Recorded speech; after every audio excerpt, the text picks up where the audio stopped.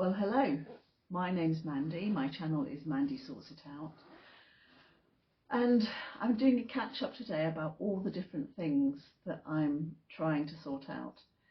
Initially I did clutter videos separate to everything else, but I don't think I've got enough to talk about really, so I thought I'll talk about my clutter, but I'm going to talk about a lot of different things that I'm trying to sort out or have been working on sorting out. So I'll start with a declutter, and I've gone through two more tubs. That means I've now gone through 5 of the 8 tubs. These last 2 tubs were all my stuff. I really wasn't aware that there was so much of my stuff in these tubs, but there was things in there I'd forgotten about or thought I'd lost. It was really great to see things again. For instance, I kept a diary after the birth of my eldest child until my youngest was, I think, a couple of years old.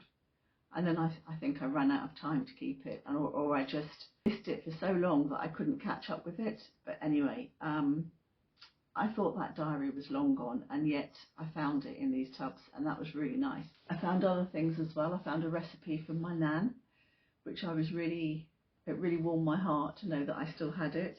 But what else have I been working on sorting out? Well, my mum's pension asked that I complete a certificate of existence to prove my mum was still alive. That was a little bit of hard work. I got a letter from her care home saying that she still lived with them, and it wasn't on headed paper, and they wanted it on headed paper. It had been emailed to me, and I forwarded that email on, which I thought would be sufficient, but they wanted it on headed paper. So that was redone by the care home, and I sent that on to the pension company, and they said they're going to write to me. I don't particularly know what they're going to write to me about. I'm hoping it means that they've accepted the letter. They did say at one stage that as long as the letter was on headed paper, they would accept it. It makes sense for them to accept that, because the alternative was me filling out a form certifying that my mum still existed. And I think having a care home from a care home group that's well known say that she exists is probably more reliable for them than just me filling out a form to say that she exists. So I'm fingers crossed. I'm hoping that's been sorted out now, because otherwise they were saying they would stop paying mum's pension. Another thing I found in the tubs was a list of my mum's bank accounts 10 years ago, and these are very different to the bank account she's got now. And she did tell me at one point that she could no longer manage her money. She used to move it from account to account to get the best rate and all that sort of thing. And she said to me, I can't do that anymore. I can't manage it. I put all my accounts in one account. And my mum was quite thorough. But at the same time, I have to remember that she was probably starting dementia back when she did this. So I've decided to write to all these banks and ask them if these accounts are still open, just in case mum missed some of them because she had dementia, or thought she'd done them and she hadn't, or misunderstood something. It makes sense to go back and write to them all, or contact them all and find out if there might be any money still hanging around there, and if there is, I can prove who I am through the power of attorney and get that money back for mum. I think it's probably unlikely that there is any money there, but it's worth checking, I think. Another issue that I've been sorting out lately is my national insurance payments. Because there was a delay in me finding out through official channels whether or not I would get a pension in the UK, because if you don't get a pension in the UK, you don't have to pay national insurance contributions. And it took a long time for me to find that out. For which I did get an apology. It was agreed I'd pay at the lesser rate. So I paid the contributions in the sums asked for, and I've had a letter saying there's a shortfall. So I went back to the pension team to try and sort this out, because it was them that arranged with national insurance that I could pay the lesser rate, and said to them, can you please sort this out, because I have paid everything up to date that they asked for, and now they're telling me that they need £100 more. The guy I was dealing with in the pensions team said he had contacted national insurance about it, but that doesn't mean that it's done. So I just need to get confirmation that that's okay. I need to try and log into the HMRC app as well, just to see what's going on in there. For some reason I was struggling to log in the other day.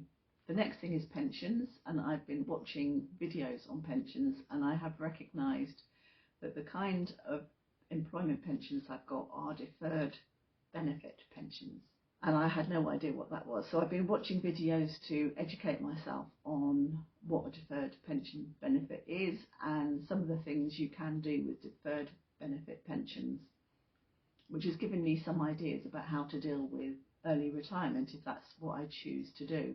I found the contact details as well for the people looking after the pensions overseas, so I can contact them to ask for some more information that I will need once I've looked into a few things about pensions. Okay, another thing that I'm keen to sort out, which I've tried to but I haven't got very far, is my water bills. I was quoted around £18 for my water bills, and I've been paying that since I moved in.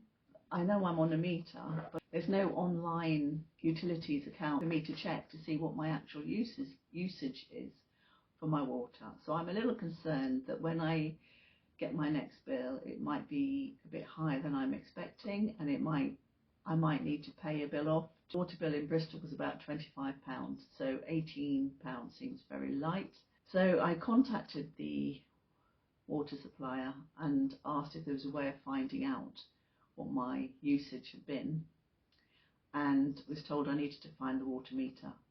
Because it's blocks of flats, there are quite a lot of water meters, and I just really haven't fancied opening a lot of water meters to look in them to find out which is mine, particularly as I went and looked at the water meter where I lived in Bristol, and that was underwater. I had to sponge out all this water, and it was a bit gruesome. There were slugs in there. So I don't really fancy doing that, and I particularly don't fancy doing that on the side of a road where people will be watching me. So I've decided to leave it and just see what the bill is in August. But at the same time, I am anxious about that. So although it is something I've tried to sort out, I haven't really got very far with it.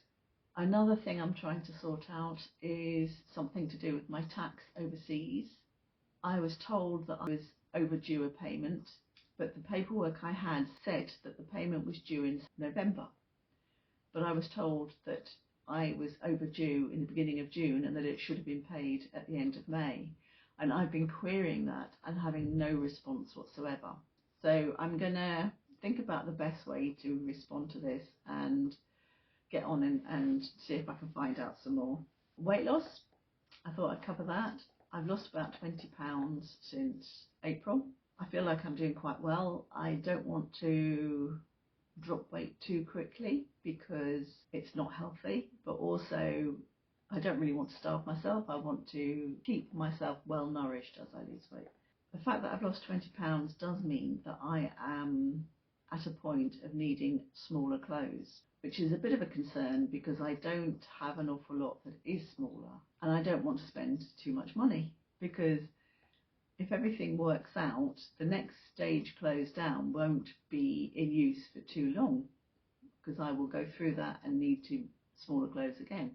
So I'm trying to figure out what to do about that. And one of the decisions I've made is that I will put boot laces in my jeans, because I've done that before.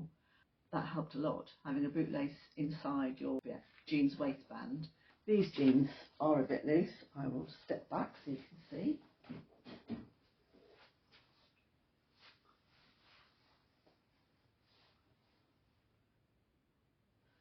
So they're just kind of hanging on my hips at the moment. It will help me wear them a bit longer. I have belts as well, but I find belts can be quite uncomfortable. So the bootlace in the waistband trick does seem to make trousers last a bit longer. And I'm preparing for the winter. I thought I'd show you. I've been making socks. These were made out of a wool that was donated to me. Somebody heard I was making socks and said this is a sock yarn and donated it to me. There's really thick socks, really thick warm socks. And then I bought this sock yarn from Hobbycraft. It wasn't very much, and it was before I started my budgeting, and I'm making another pair of socks. And then I've got this ball of yarn which I bought the other week, and this was £8.50. And on reflection, this is probably too much money, because I think I've spent like £3 or £4 on the last ball of yarn, and this was double that, and it won't make any more socks. But I just really liked the pattern. I don't know if you can see the pattern that it makes, and it makes it itself striping. So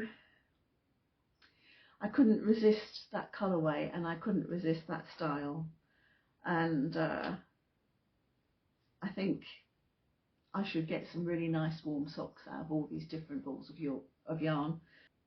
And I have very unusually shaped feet. I have flat feet with a high instep, which I think is unusual. They're very wide, they're very long. Most women's socks are one size, and it fits normally from a 4 to a 7. Well, I'm either an 8 or a 9, depending on the shoe shop. So making my own socks makes socks that fit me, and I'm getting better, I think, at making the socks, so it's something I can continue to do to provide myself with socks for the winter. So yeah, that's all the things I'm sorting out at the moment. I hope that's caught you up on it. Thank you very much for watching. See you next time.